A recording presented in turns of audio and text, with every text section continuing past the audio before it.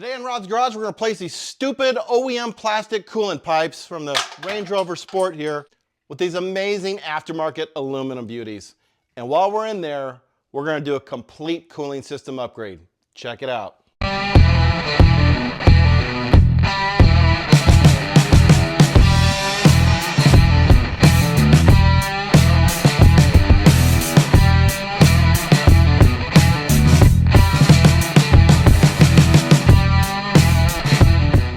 Welcome back to Rob's Garage, where I track that E92 M3 and we maintain, repair, and upgrade not only BMWs, but Ferraris, Chevrolets, Japanese motorcycles, and today we're working on the Land Rover here. It's a Range Rover Sport 2016 L494. It's got the supercharged 5.0 liter V8 from Jaguar. And the procedure we're going to perform is going to be similar to what you find on the 3.0 liter V6 supercharged motor that Jaguar's got. I've seen a few videos out there about that 3.0 liter V6 on this particular repair, not using the parts that we've got. This is the first video on the internet that's going to show you how to work on the 5.0 liter V8 to do this massive repair. And we're not only going to just replace these stupid plastic pipes, I'm going to show you what's wrong with them in a minute, but I've got a kit that's going to save you thousands of dollars. And if you follow along with this, you're going to save thousands of dollars in labor. This particular kit from Euroamp, I've got a discount code coming up for you in a moment. That is going to replace all of the faulty parts on this cooling system that are prone to failure, prone to error. So while you're in there replacing these stupid pipes, you're going to have an opportunity to replace all the stupid components and have a solid cooling system going forward. Let me show you what's wrong. The finance guys at Jaguar Land Rover, Tata Motors, got together and said, you know how we can really rip people off and improve our profits? Let's install these cheap plastic cooling pipes that are going to be prone to obsolescence. It's going to require a ton of labor for people to get repaired. So they break easy and they're very difficult to get to. They're actually located underneath the supercharger, which I've already removed here. This particular pipe, if you look at the bottom here, both ends broke off right in the block, right where that coolant sticks out. Fortunately, there's no damage caused, but it was leaking there. The rest of the pipe's okay, but they're prone to break down here, and it's a two-part piece that's got a seam in the middle, and we noticed it was also leaking there as well. Signs that you have this problem: low coolant level. So this is my wife's car, daily driver. She noticed that coolant light came on, so of course I've got a couple of videos of me addressing coolant fixes already on this that were relatively simple. This is a major one. So we knew there was something wrong, we knew there was a leak. Second, I could smell coolant burning here in the motor. And there's three pipes that are known to break. Two in the front here, again, underneath the supercharger, and one in the rear, which you already removed. And that one in the rear can cause a catastrophic failure. So we're upgrading all of them with this amazing kit from Euroamp. Check it out. All right, guys, so here's the beautiful products we're going to be installing. The new Y pipe, the bottom pipe, and then the top pipe here. These coolant pipes are made out of aluminum, thanks to euro-amp.com. Check out their website. I've got a discount code I'm going to give you in just a minute that's going to save you a bunch of money. These amazing aluminum pipes that are going to last the life of the vehicle. I mean, they're going to outlive your engine altogether. So if you have one break, you can order them individually. If you're going to replace one pipe, I suggest replacing them both. But I'd take it a step further. Don't just replace these pipes. Order this upgrade kit that they offer for Jaguar Land Rover engines, the 3.0 liter V6 and 5.0 liter V8 supercharged motors. Let me show you what is all included in this amazing kit.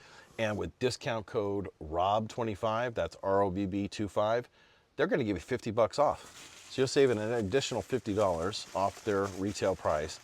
And let me tell you, the prices for this whole kit are less expensive than you're going to get not only from the dealership, but also if you try to order OEM replacement parts online.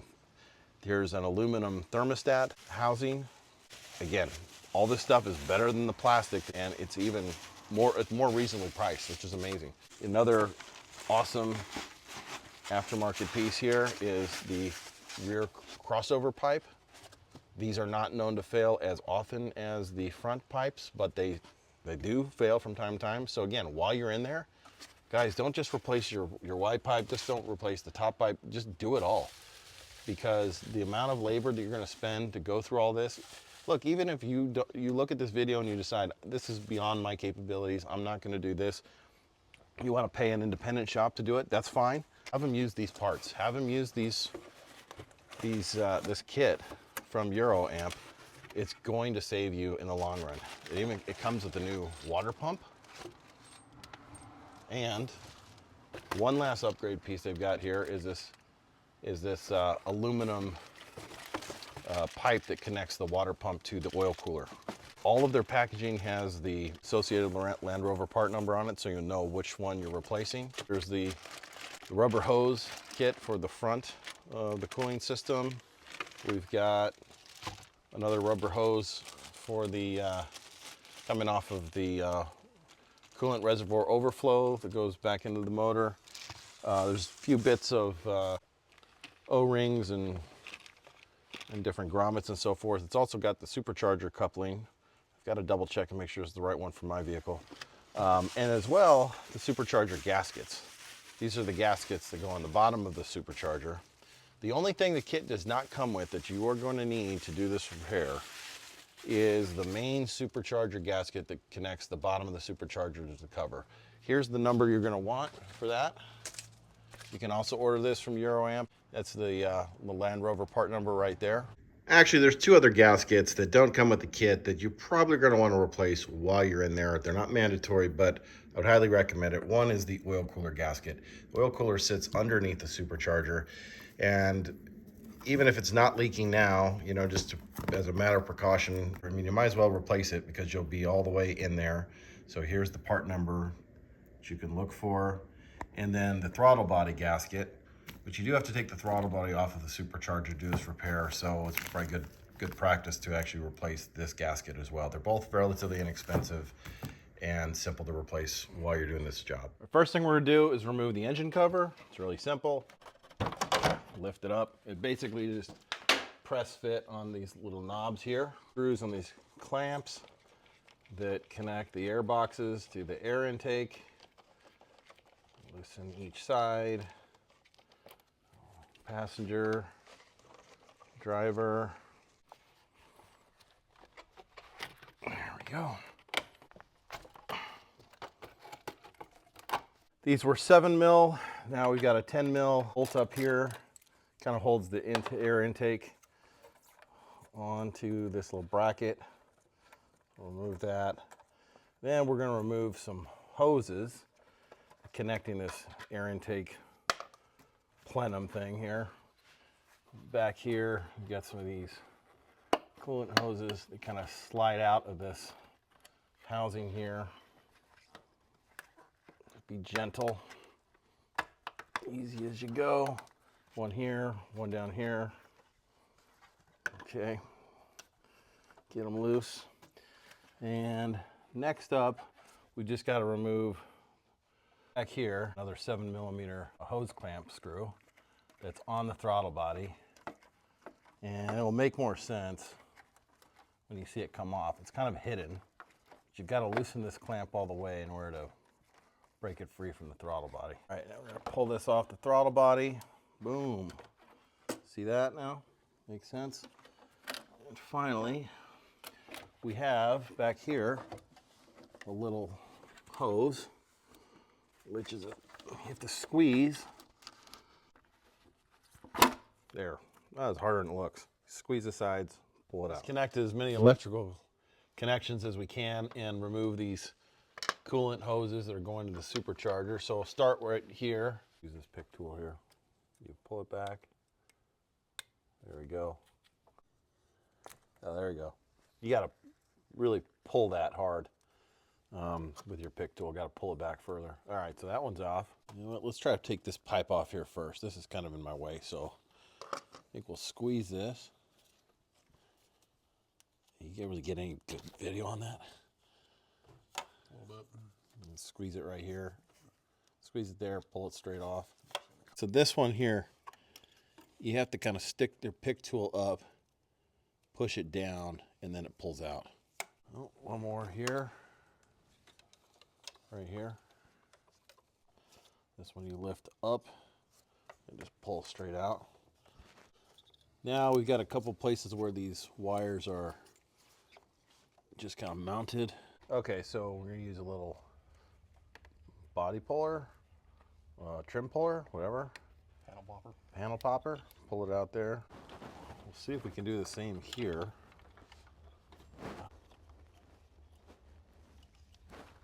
Yeah, it works.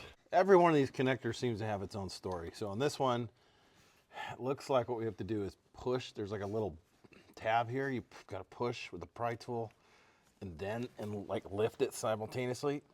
But it is really tight. There we go. I'm gonna try and remove these plastic covers that go over the coil packs. There. So we have a little more access. And you know, while we're in here doing this job, we're gonna replace the spark plugs and the coil packs as well. They're due for service. Yeah, I figure it'll be a lot easier to do it when we're in here. So it's a lot harder to get this out than it looks.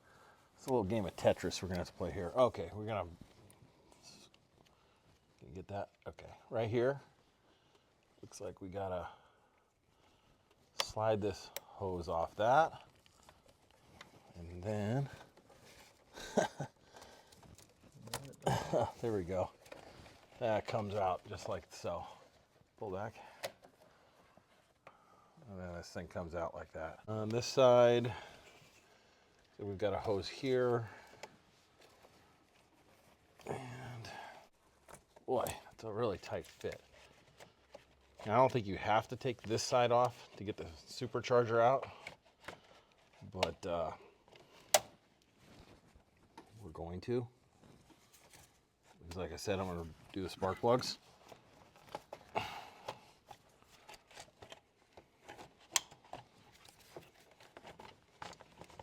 That's a really tight fit. Okay, we're going to now remove these coolant lines that go into the supercharger, and I'm going to put a little rag under here just in case it leaks some coolant. I have removed the skid plate just in case we have any coolant leaking down. So I think on these connectors, you have to push them in and then slide these tabs up, and we're gonna push it in, try to slide that tab up. There we go. A little coolant. So we're gonna try and push this all the way against the supercharger. I think there's kind of like a lip on the connector you see here, right there. And so the idea is you gotta push it in and squeeze this tabs on each side, and then you can pull it off. But man, it is really tight tolerance. There we go. All right, getting this one out took two people. Homeboy Mike here pushed it in while I squeezed the tabs and pulled it out. We finally figured out the trick here.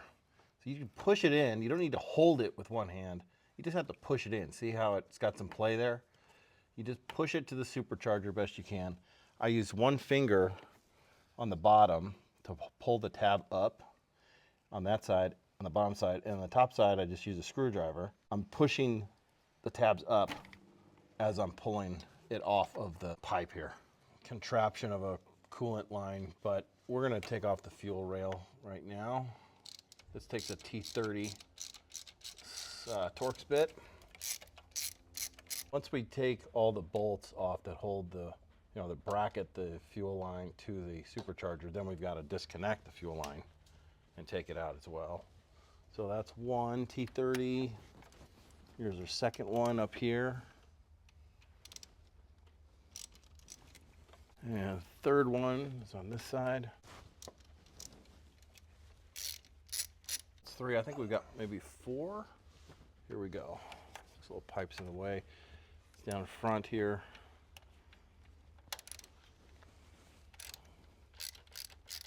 All right, now we've got a 17 millimeter open end wrench. We're going to use that to loosen up the fuel rail here. Oh, yeah, we got a little fuel coming out. Probably should cover that. Got that side. Now we're going the driver's side. This one's a little trickier because the angle. There we go.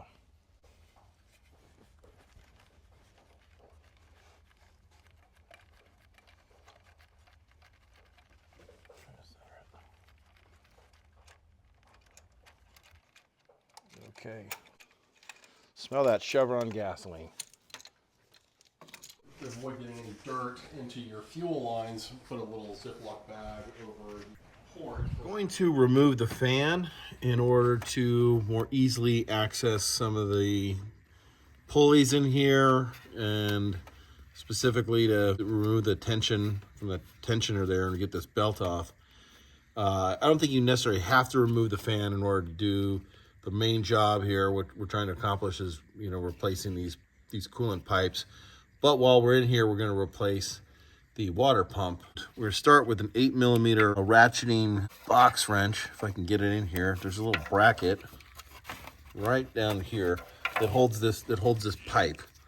This pipe right here is mounted to this bracket. We're going to move this pipe out of the way so that we can then start to get to the fan clutch.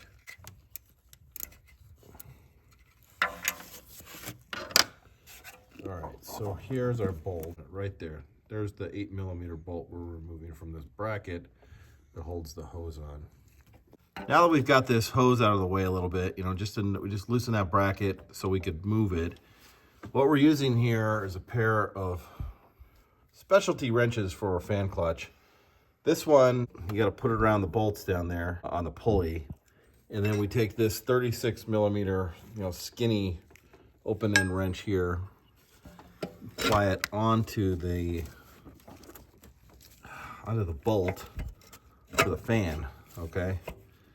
Now what we're gonna do is take a hammer, whack the spanner while we try to hold the pulley in place.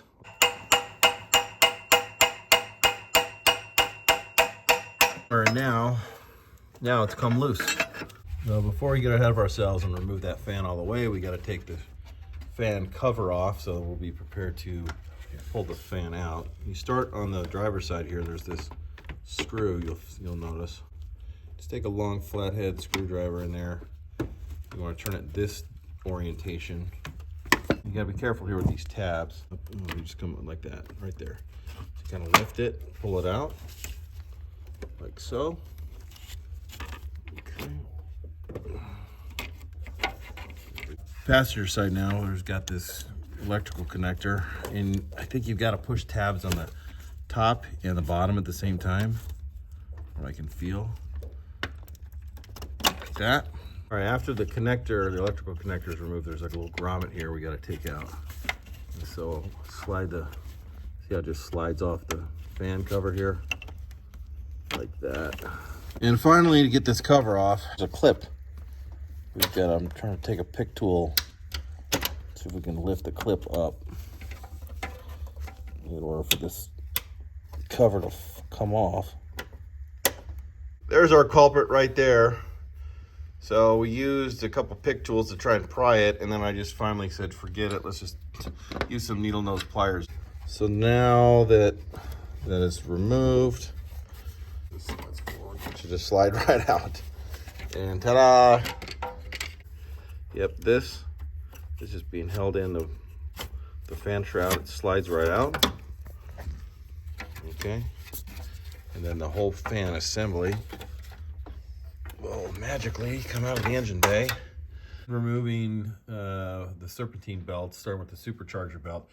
Homeboy Mike here drew this diagram. So you're going to take note of how the belt wraps around all the different pulleys before you remove it. Take a picture or something to remind you how it goes back on together. Before we can remove this serpentine belt on the Supercharger, we're going to loosen the nuts or the bolts here, rather, on the fan pulley cover. And that's because with the belt on there, it should provide some level of pressure, which clearly is not working as I'm sitting here trying to do that. I'll try to hold it. There we go. Holding it helps. So it's a 10mm socket. Yeah, it's pretty tight. But that way, you know, with the belt still affixed, it's got a little bit of tension on there. Get these bolts close to being removed. Okay, not going to take it all the way off just yet. Get this serpentine belt remover tool, really long extension, if you will. It's ratcheting, so that will come in handy. And this guy's got a 1/2 inch drive on it. So that's what's needed to remove the tension down here. There you go. Let's remove the tension. See how that eases up there on the belt. And we'll just take it off. Done. And so this is a good time to inspect the belts, and we're just gonna go ahead and replace this one anyway. You wanna look for cracks. It actually looks pretty okay, but it's got 125,000 miles on it. While we're in here doing all this work, might as well just go ahead and replace it. Removing the fan pulley here. And again, this is not necessary for repairing the coolant leak, but while we're in here, we might as well replace the pulley cover as well. So I'll get one of those. Look at all that dirt. That's what happens when you go off-roading. We're gonna replace this tensioner here, this whole piece. Got a 13 millimeter bolt. We got several of them on this massive tensioner we're gonna be removing, and it's on there pretty tight. So there's one bolt. Oh boy, I should get a breaker bar. It's two. I'm just loosening them up. Number 3 is down here behind this bracket. The reason we're removing this tensioner is because if you're going to replace the belts, you should replace the tensioners. This it's got 125,000 miles on it. I've never done either belt or tensioner replacement, so it's really just out of precaution. Then we have a 4th and final bolt underneath the tensioner here. It's a little difficult to navigate to. Long bolt. So we're going to want to take note of where all these bolts came out of. There's our last bolt. Well, lesson learned there. That tensioner actually is on the other belt too. It's on both belts. So I should have listened to tension on the other belt too, but I guess we just did. So the secondary belt runs up here, which we showed you the diagram earlier. And then you'll see it's got a different depth. The primary belt wraps around this. So this is a very unique piece because it's got 2 belts actually running on it. I went ahead and put the bolts that we removed. I just went ahead and I'm going to store them where they belong so I don't forget, including the bolts on the fan pulley cover, until such time as we're ready to put the new one on, which we've got over here. So we've got a diagram homeboy Mike made here of the way that second or the primary belt wraps around. This, this right here, which I could not visualize, is the rear pulley right on here. this. Right here. I'm going to really release the tension now using our serpentine belt removal tool and properly snake the belt off. Again, it uses a 1/2-inch drive here. You could just use a 1/2-inch drive ratchet, but we've got this great serpentine belt tool that I think comes in handy. And we'll get this belt off of here. I can't believe how good this belt looks. 125,000 miles? That's solid. Again, I'm just, because we're doing it, we got the tensioners, we got the belts, we're gonna replace them. Now that we've got the primary belt removed, we'll take off the primary tensioner here. It's another 13 millimeter. And I will tell you, it looks like when you go to put this primary belt back on, you're gonna have to like wrap it underneath this tensioner first. And then wrap, like slide, you gotta slide it behind the tensioner. Taking it off was not too bad, but I can tell by putting it on is going to be a little bit of a chore. So you kind of slide it behind it, wrap it around the tensioner, and then wrap it around the other pulleys.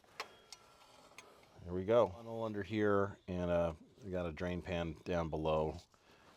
Because we're gonna get a little coolant coming out of here, and I don't want it to make a huge mess. Yeah, it's dropping into the drain pan pretty decently. Now, if you want, you could.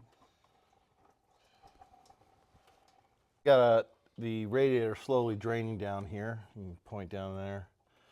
There's a petcock that's just to the right of center toward the driver's side. Take a long screwdriver, get up there. We're just slowly letting it drain as we're going to take off the remaining. I'm anticipating this is going to make a big mess.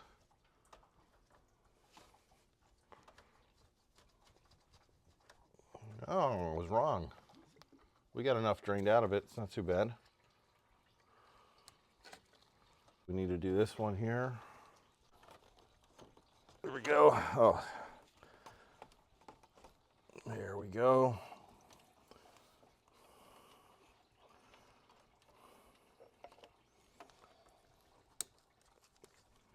Loosen that up.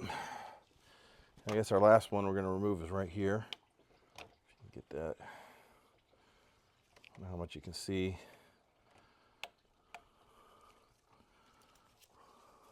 There we go.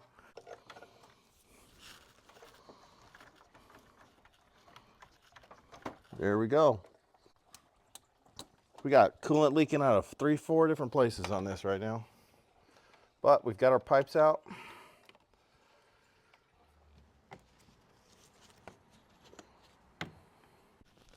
These are really stubborn, you know? It's like fully loose.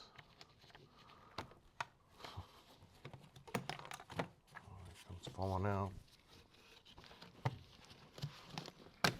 Shouldn't be so difficult. You have to get a little tug. Here you got 4 screws you gotta remove. When I say screws, I mean plastic crap again. And they should go out pretty simple. We've found you need to use a Phillips head screwdriver, but sometimes they get a little stubborn. So you start like that, you notice nothing happens. You kind of have to get underneath it and press up a little pressure from the bottom so that it starts, and you're gonna have to lift it out.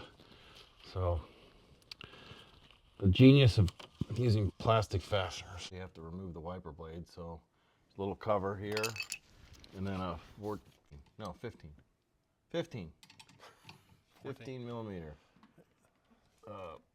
socket to take these nuts off. In order to remove the wiper arm after the nut's been taken off, you need to use a wiper arm puller like this. It's got a mechanism with a couple arms that go underneath the base of the wiper arm itself, and then you tighten it down, and then that pressure pulls it up. I'll demonstrate on the other wiper arm. There we go. So you see there, it just popped right off.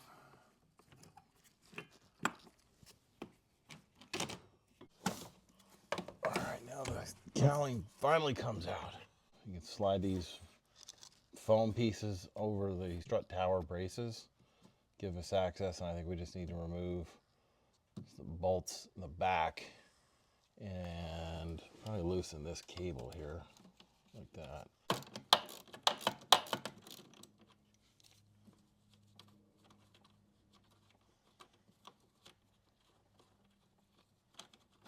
That's good. These kind of rubber, almost like foam type of gaskets, see these grooves here? They go over these slots. So you gotta kind of lift them up over that before you can slide it. And this is just fan-freaking-tastic. The bolt on this side is underneath. Slowly but surely.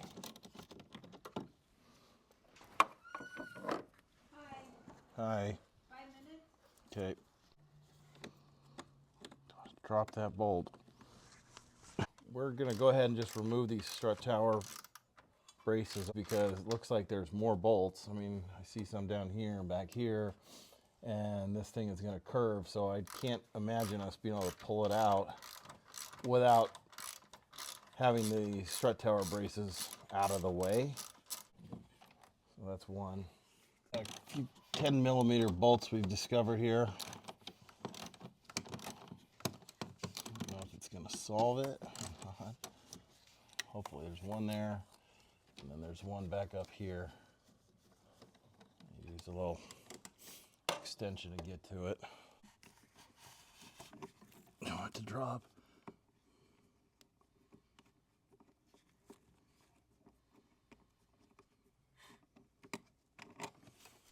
and then there's more 10 mil bolts back here.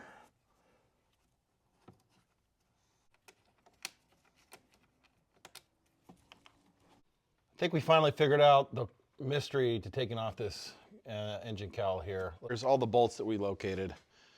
All right, I drew a little diagram in back of the engine, front of the engine. These are all 10 millimeter. These two are up here where the strut tower braces mount. Okay, they're actually on the sides right here. That's where the strut tower braces mount, and this is where these bolts go, as you can see, into that cowling. And then we've got a variety. You got two on the cowling. You got one that's upside down on the passenger side of the cowling. You got two more over here. You got one that's down below, and that some of these are different sizes. So that's why we marked them the way we did. So when we go to put them back, we know which size goes where. So this is in 3 pieces. This is the easy one. And I'll tell you, because of the like foam type material they have underneath them, you have to pry a little bit if they've not been removed before. Okay, then you have one in the middle that's odd shaped. I mean, it's amazing they came up with the shapes that they did. Now we have the last one, which is the big piece. Over on the driver's side, it seems like we're still kind of getting stuck somewhere. This wiring, there's a bunch of wires here, this big wiring loom that's connected onto the cover of the supercharger. So I had to pry that out. You can see that. Slide it down. And then over here by the brake master cylinder, like for reservoir, you can pull the wiring loom out. We slide this down, and it gives us an opportunity to like push the whole wiring loom out of the way. Got a bolt. You got a bolt. Is it a bolt? There's a bolt. Is that another bolt? Right there. Yep. Can you see it? I see it. I don't believe it. Let's get in there. Is it really connected to something? That bolt is definitely moving as you try to move. Gotta get that out of there. Okay, one more. There we go. That was the missing component right there. One more bolt we couldn't see easily. Started getting it out now. There. All right, next up, we got to take this little cover off the back here. It takes a pair of T30 torque screws. What was this, 8 millimeter? 8 millimeter. Bolt that's holding down this pipe onto the cover of the supercharger. Let's see if we can get this off. There, it comes right out. Pipe here, some emissions control thing, and it's routing back behind the supercharger, and I think it splits off and then it connects to the supercharger in 2 locations. I cannot seem to get those connections off. So what we're going to try and do is just remove the supercharger cover. Maybe we'll be able to have better access to see those connectors. So to remove the cover, we've got 4 10 millimeter bolts on the middle, and then we've got a lot of T40 bolts around here. Here's the 21 bolts. They're all T40 that we had to remove from the supercharger cover. And we take this little diagram because not all of them are the same size. 2 of them are extremely long. And those 3 right there were hidden underneath the bracket we had to remove. So I'm gonna show you where that's at. Here's the bracket right here. There's 2 T30 bolts, one over there, one here, that you have to remove in order to take that bracket off, and then that will uncover the 1, 2, 3 hidden bolts on the supercharger cover. Also removed 2 T30 bolts back here and here from this bracket so that we could move this hose out of the way. Disconnected it right here and should be ready to pry the cover off now. There it comes.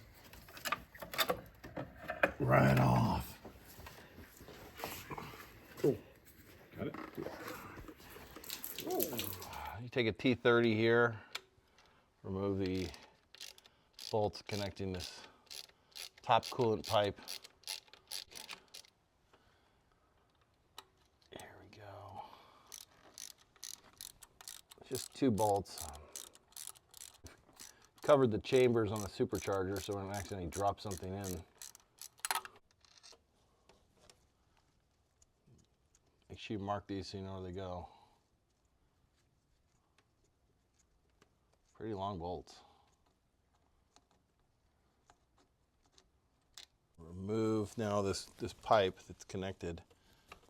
We're going to remove it way down here. Way down here.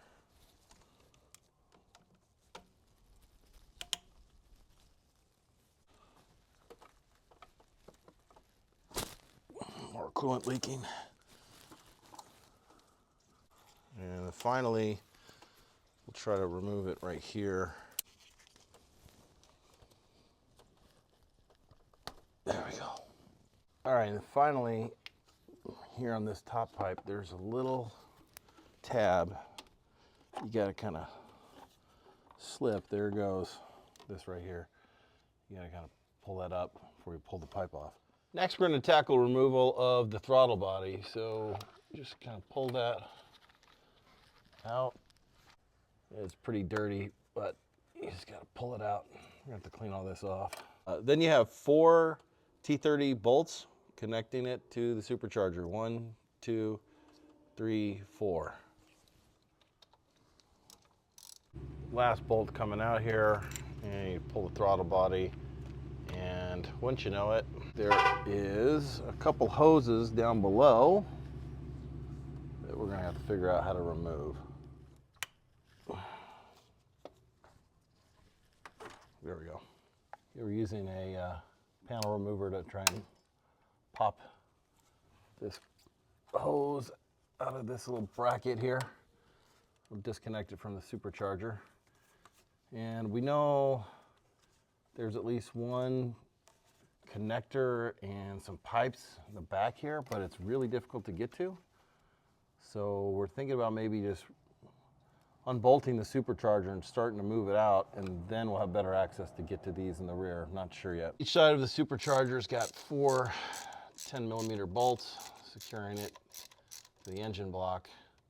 Just gonna loosen each one on the driver's side a bit here, just to break them free. And then we'll go one by one removing them so as to not drop anything. Homeboy Mike here is finishing up the passenger side. He's one at a time. We're just pulling them out and we're marking which one they came from. I don't think it matters. They're all the same size, but I just don't like to introduce variability. So I'm marking these to make sure they go back in the same location we removed them from. This was a little difficult to figure out. Not even the service manual was any helpful. There's a tab in the front on the driver's side and the rear of the driver's side. So on each side of this, you have to kind of move these tabs open and lift up. Same thing on the passenger side, one on each side.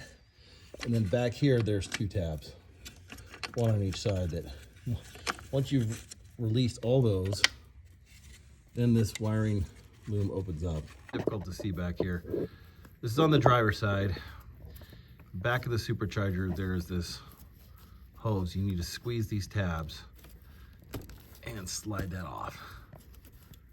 That was not easy to even find. The only way I could get that was by getting this wiring loom up out of the way so I could reach my arm in there. So that's why we had to kind of loosen up this cover where all the wiring is, just to get that pesky hose released. Okay, we know there's still like an electrical connector on the passenger side rear of the supercharger, but we can't really seem to get to it. So we're gonna try and pry this up, try to move the supercharger out very slowly, carefully, and then maybe we can get more room back there. So I've got a pry bar on top of the water pump below where the throttle body mounts. We're just gonna lift it just slightly.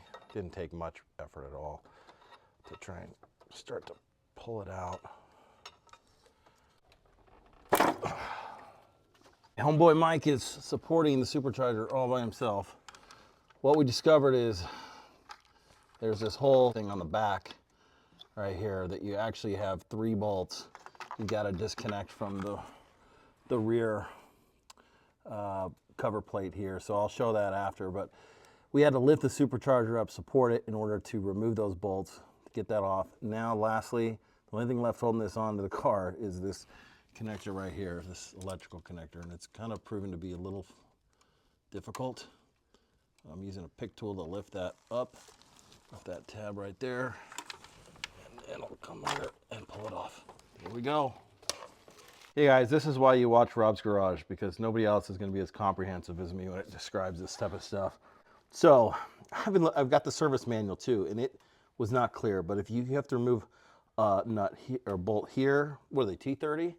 Yep. A T30 here, here, here, and that takes a bracket off. There's also two T30s right here that holds like a hose on there, and then the electrical connector I just showed you how to remove. Here's that bracket with the three, let's see, 1, 2, and 3 bolts that hold down to the rear of the supercharger. You've got 2 bolts here on that hose, and then you've got this electrical connector. As you can tell, once we raised up the supercharger, we plugged all the holes, the intake holes here, and so nothing dropped in. Now we're going to take these wires out of the valley here. Squeeze right here and pull. So back over here, just squeeze, it pulls out. Last one, squeeze, pull out. Oh, pull that up. Just trying to do it by hand. And there's just a couple places here where it's tied in. We're going to clean all this out.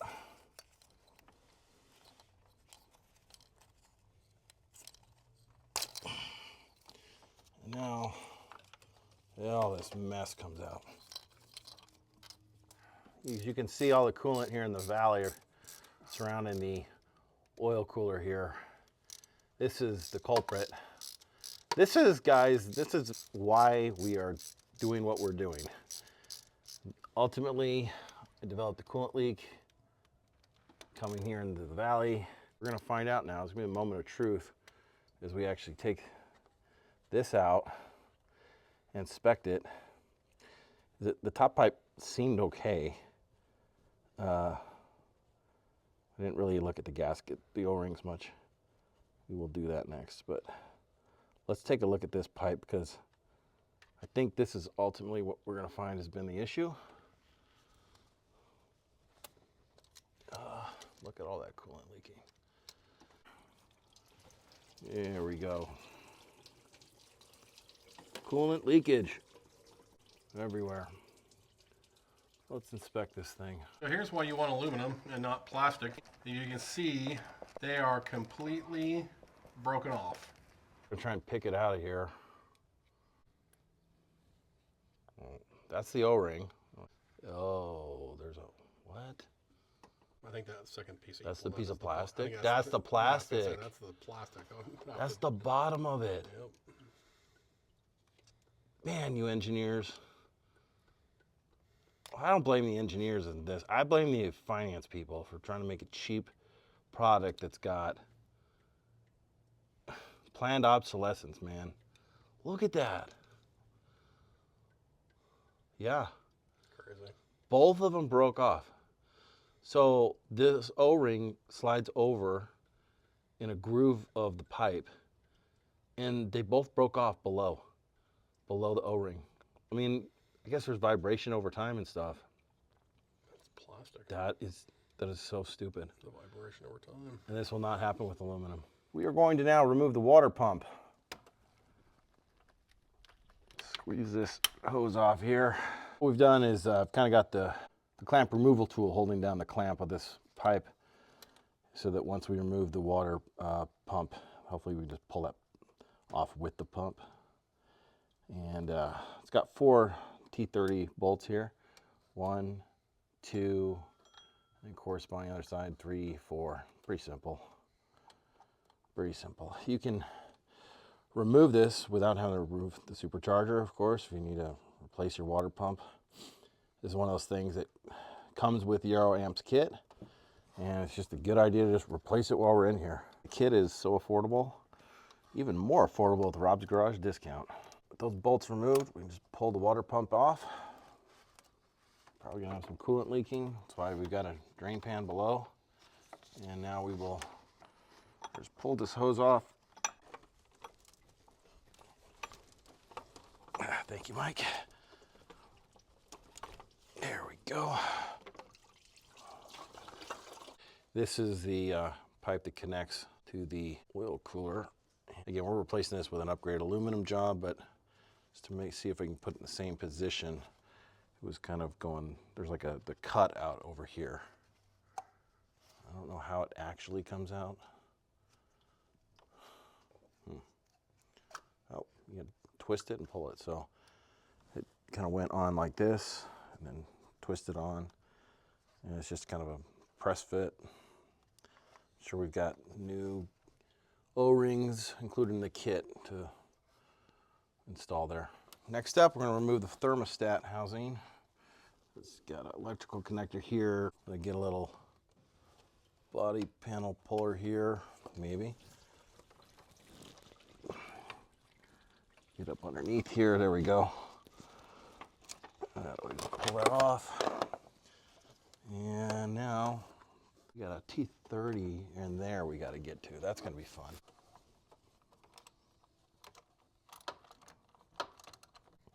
Okay, just pulled that bolt out there. Again, T30.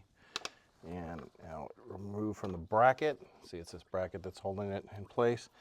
Last step is we need to take the housing off of the pipe here. This one will take a flathead screwdriver,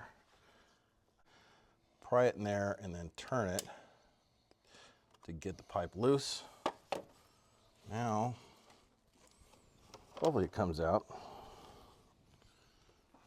Oh, you know what? Forgot about this one. We also have this clamp.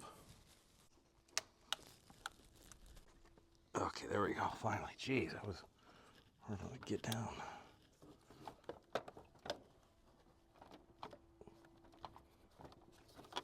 There she blows. We were able to remove the thermostat housing, but not the way we'd like. You know, there's this clip that holds this piece with this, maybe temperature sensor onto the bottom of the thermostat housing. And this piece we want to retain. The top part we're replacing with the aluminum one. But man, this thing just would not come out, even though we like loosened the clip. Now I have taken the clip all the way off. What we had to do is remove the two bottom hoses, the clamps on those. We took it all the way out and still have not been able to remove, you know, the two pieces. We want to salvage this one and we don't care about this one. So I'm putting in a vise, and as I've got it in the vise, we're now finally starting to see some movement here. I want to be careful not to break this in the sensor, but it should not be this difficult. Here we go. Wow, that was not easy. I'm on a step stool, leaning over the side of the Rover. Try not to lean on the air hose here for the suspension or the air box. But I'm leaning over. I've had to use a stubby T30 to remove and loosen the 4 bolts on the back of this manifold. There's 4 bolts, I think 2 hoses and an electrical connector. It's holding it on. And while I said earlier that this doesn't fail as often as the front pipes, when this does fail, it's catastrophic to your engine because it's toward the back of the engine. By the time the coolant level sensor is registered that it's low on coolant, and if you're on a freeway, you know, interstate driving fast, it's all gone. So, you know, your engine will seize up before you even have time to realize it. So with this, I've been able to remove 2 of the bolts.